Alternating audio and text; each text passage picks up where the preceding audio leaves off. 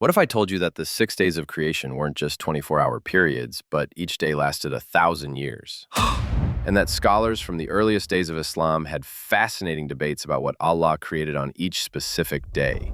Welcome back to Epic Ummah, where we dive deep into the treasures of Islamic history and scholarship. Today, we're exploring one of the most captivating discussions from classical Islamic literature: the detailed accounts of what Allah created during each of the 6 days of creation, as recorded by the great historian al-Tabari. Ever wonder why early Muslim scholars spent so much time debating the order of creation? Picture this. It's the 9th century, and scholars are gathering in Baghdad's great libraries. The smell of ink and parchment fills the air as they pore over manuscripts, trying to piece together the puzzle of creation. Al-Tabari, one of history's greatest historians, is collecting every authentic report he can find. He's not just writing history, he's preserving the very words of the companions of the Prophet. The debate wasn't simple. Some scholars, following reports from Ibn Abbas, said, Allah created the earth first, on Sunday and Monday. You can almost hear the scratching of quills as they write, He created the earths on Sunday and Monday. He created food in the firmly anchored mountains on Tuesday and Wednesday. But then came another group of scholars with a different view. They argued that Allah created the earth, but didn't spread it out until after creating the heavens. The tension in those scholarly circles must have been palpable. This wasn't just academic curiosity. These scholars understood that every detail about Allah's creation carries profound meaning about His wisdom and power. But let's dive deeper into what actually happened on each day. What does it take to lay the foundation of all existence? According to the most authentic reports al-Tabari collected, Sunday marked the beginning of everything we know. Imagine, if you can, the moment when Allah began creating the earth. Not just any earth, but 7 earths, each one carefully crafted over 2 days. The scholars tell us something incredible. This earth was placed upon a great fish, the very fish mentioned in the Quran as Nun. Picture this cosmic scene. The fish swimming in primordial waters, the waters resting on a rock, the rock supported by an angel, and that angel standing on another rock suspended in the wind, neither in heaven nor on earth. But here's where it gets fascinating. When this great fish moved and became restless, the entire earth would shake. Can you imagine the trembling, the uncertainty? That's when Allah, in His infinite wisdom, anchored the mountains firmly into the earth. Suddenly, everything became stable. The mountains didn't just appear. They were Allah's solution to the earth's restlessness. Even in the very foundation of creation, we see Allah's perfect balance between power and mercy. But the earth was just the beginning of Allah's magnificent plan. How do you prepare a world to sustain billions of lives? Picture Tuesday morning in the cosmic timeline. The earth is there, stable and ready, but barren. Then Allah begins one of the most beautiful acts of creation, providing for creatures who don't even exist yet. The mountains aren't just anchored now. They're being filled with treasures. Valleys are being carved out for rivers that will flow for millennia. Wednesday brings the continuation of this incredible preparation. Trees begin to appear. Not just any trees, but every type of tree that will ever provide fruit, shade, or beauty.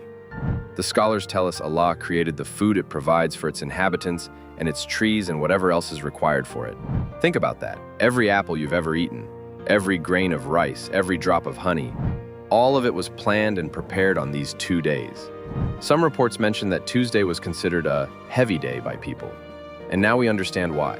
This was the day when Allah created the weight of mountains, the substance of the earth's provisions. You can almost feel the gravity of that moment when the earth received its permanent gifts. Allah's mercy preceded our very existence.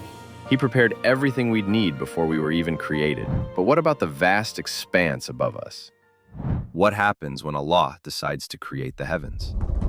Thursday arrives in our cosmic week, and something extraordinary begins. The scholars describe how Allah stretched out straight toward heaven, which was smoke. Picture smoke rising from primordial waters, hovering loftily above the earth. This wasn't ordinary smoke. This was the raw material of the heavens themselves. But here's where it gets absolutely mind-blowing.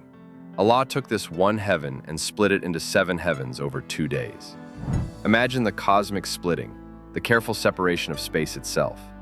In each heaven, Allah created special angels, oceans that we can't even comprehend, mountains made of hail, and wonders that human minds can't grasp. Then comes Friday, Yom al-Jum'ah. The very name tells us why it's called that, because on this day, Allah put together the creation of the heavens and the earth. Picture the final touches being added, stars being placed as ornaments and guards against the devils, the sun and moon being set in their courses. And then, in the last 3 hours of Friday, something incredible happens. In the first hour, Allah determines the terms of life and death for all creatures. In the second hour, He casts both benefit and harm into creation. And in the third hour, He creates Adam. Friday isn't just the end of the creation week. It's the culmination of Allah's perfect plan. But there's something even more remarkable about the nature of these days. What if I told you that each day of creation lasted 1,000 years? Here's where the story takes an incredible turn. The scholars weren't talking about regular 24-hour days. According to authentic reports from Ibn Abbas and other companions, each day of creation corresponded to 1,000 years of our time. Picture this. What we call Sunday in the creation week was actually a 1,000-year period of divine activity. Al-Tabari carefully collected these reports, and the evidence was overwhelming. One tradition states clearly, God created the heavens and the earth in 6 days, of which each day is like 1,000 years of your counting. Can you imagine? 1,000 years just to create and establish the earth. 1,000 years to perfect the mountains and provisions. 1,000 years to craft each level of the heavens. This wasn't just about time. It was about Allah's perfect patience and precision. Every mountain placed just so. Every star positioned with perfect accuracy. Every provision prepared with infinite care. The scholars calculated that from the very beginning of creation to the creation of Adam, 7,000 years passed, 7 days of divine time. Allah's creation wasn't rushed. It was a masterpiece painted across millennia. But some question this interpretation. How did the scholars defend their understanding against skeptics? Picture the scene. A skeptic stands up in the scholarly gathering. Wait, he says. Allah can create anything instantly by just saying kun. So why would He need 6,000-year periods? You can feel the tension in the room as all eyes turn to al-Tabari. His response was brilliant and humble. He explained that their understanding wasn't based on human reasoning, but on authentic reports from the Prophet and his companions. We rely upon the traditions and reports on the authority of our Prophet and that of the righteous early Muslims before us, he said. We do not use reason and thinking for producing this knowledge, for most of its contents is information about past matters and events. The scholars had collected testimony from Ibn Abbas, who learned directly from the Prophet. They had reports from multiple companions, all pointing to the same understanding. This wasn't speculation. This was preserved knowledge passed down through the most reliable chains of transmission. When pressed for proof, they simply pointed to the authentic reports. Knowledge of it among early Muslim scholars is too common to require transmission attributed to one individual. True scholarship means submitting to authentic knowledge, even when it challenges our assumptions. And this brings us to the bigger picture. What does this tell us about Allah's grand plan for all of existence? Here's where the story becomes even more profound. The scholars didn't just calculate the creation period. They calculated the entire timeline of existence. Picture this cosmic clock, 7,000 years for creation, and another 7,000 years from Adam to the Day of Judgment. 14,000 years total. 14 days in divine time. Think about where we fit in this timeline. We're living in the second half, the period from Adam to the hour. Every generation, every civilization, every moment of human history is unfolding in this second 7,000-year period. The scholars saw this as Allah's perfect symmetry, equal time for creation and equal time for the human story to unfold. But here's what gives you chills. They believed we're living in the final phase of this cosmic plan. Every breath we take, every choice we make, every act of worship, it's all part of the grand finale of Allah's creation. The same precision that placed every mountain and every star is now watching over every human heart and deed. We're not just living in history, we're living in the climax of Allah's cosmic plan.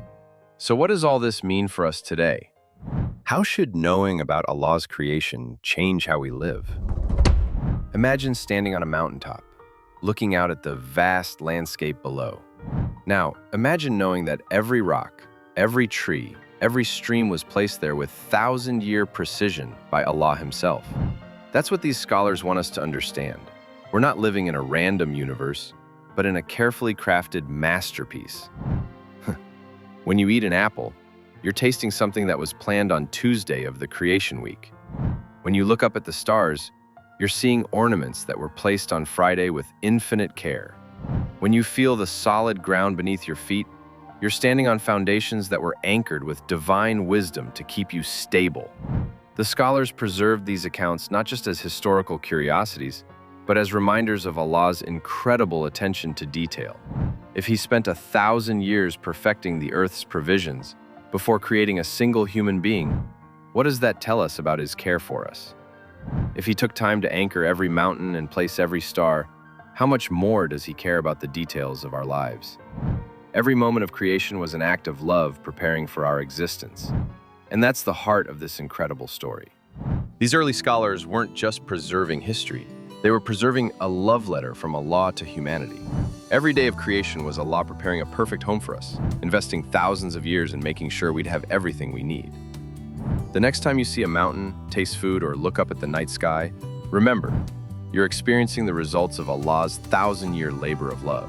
If this story moved you, hit that subscribe button and let us know in the comments what aspect of creation amazes you most. Your like fuels our mission, your share spreads prophetic wisdom, and your subscribe builds a fortress for Islamic truth. Help us rebuild what the world tries to erase. Thanks for watching, And keep exploring. until next time, Salamu Alaikum.